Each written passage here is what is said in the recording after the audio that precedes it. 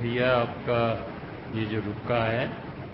اس میں آپ نے ہمارے متعلق جن نیک جذبات کا اظہار فرمایا ہے اللہ تعالیٰ قبول کرے، مگر ایسے نہ کیجیے، ہمارے ساتھ تو خاص طور پہ کرم کریں،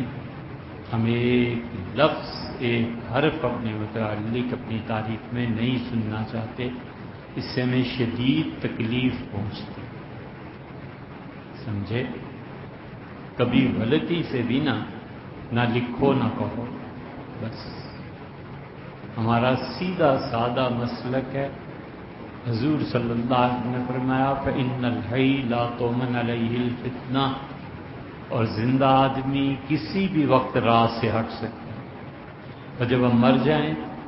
تو پوری دنیا مل کے گزٹ جاری کرے، جو مرضی کرتے لکھتے، یہ کرتوت نہ کیجیے، یہ کرتوت ہے نہ کیجیے۔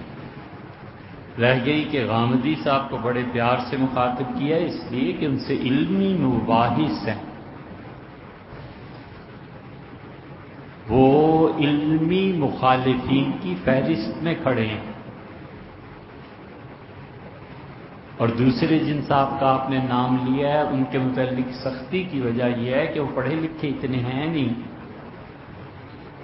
پھر لیبل ان پر ایک لگا ہوا ہے کہ وہ دیوبندی مسلک کے فکر سے تعلق رکھتے ہیں، وہ ہم سب کا مسلک ہے، اور چونکہ وہ جمع غفیر ہے اس لیے ان کو سمجھانا ہی آسان نہیں، اور پھر ان کا دعویٰ ہے کہ وہ جو کچھ کہتے ہیں وہ صحیح حالانکہ غلط ہوتا ہے، اور وہاں حضور اقدس صلی اللہ علیہ وسلم کی غیرت کام کرتی ہے کہ حضرت یہ نہیں ہے، مت جھوٹ بولیں۔ تو علمی اختلاف، تعلق کا اختلاف، اور ان کا کسی خاص مسلک کے ساتھ اپنے آپ کو منسلک کرنا، یہ اس بات پہ آمادہ کرتا ہے کہ ہم شدت سے ان کی تردید کریں، کیونکہ حلقہ اثر ان کا بہت ہے۔ کیوں گھبرائیں ہم؟ کوئی بت تھوڑے ہی پال لیا ہے۔